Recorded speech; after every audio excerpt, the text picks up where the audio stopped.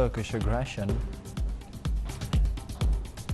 And Mexico deports 311 Indian nationals.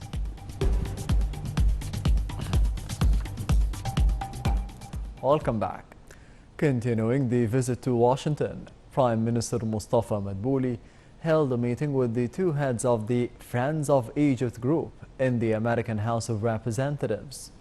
During the meeting, the Prime Minister praised the American representatives' efforts to support Egypt in the American House of Representatives. The Prime Minister stressed that Egypt's stance in condemning the Turkish aggression in Syria, calling for the Turkish forces to withdraw from the Syrian territories. Dr. Mustafa Madbouli also reiterated the Egyptian constant stance towards the file of the Renaissance Dam, stressing that water is a life issue to the Egyptian people.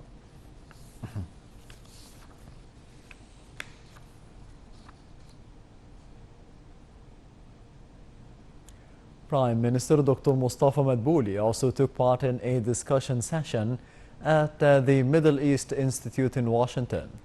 The session was attended by a number of the Institute's members, researchers, and the former congressmen. During the meeting, the Prime Minister reviewed the economic reform program and the successes it had achieved, as well as the Egyptian social protection programs. Regarding the Renaissance Dam file, Dr. Mustafa Madbouli said that Egypt supports the development efforts in the Nile Basin countries, but it will not accept harming the Egyptian rights of the Nile water.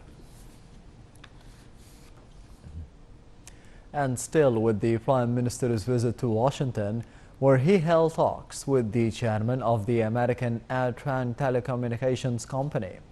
The Prime Minister praised the undergoing joint cooperation with the company in the new administrative capital. The Prime Minister said that he is looking forward for more direct investments by the company in Egypt.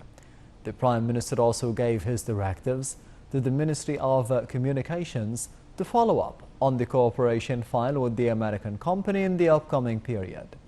For his part, the Minister of Communications and Information Technology, who was attending the meeting, has presented a full review on the progress achieved by Egypt in the telecommunications and information technology field in the last years.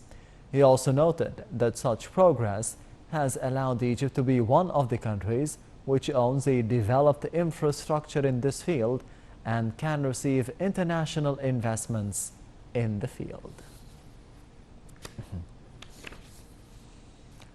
In Lebanon,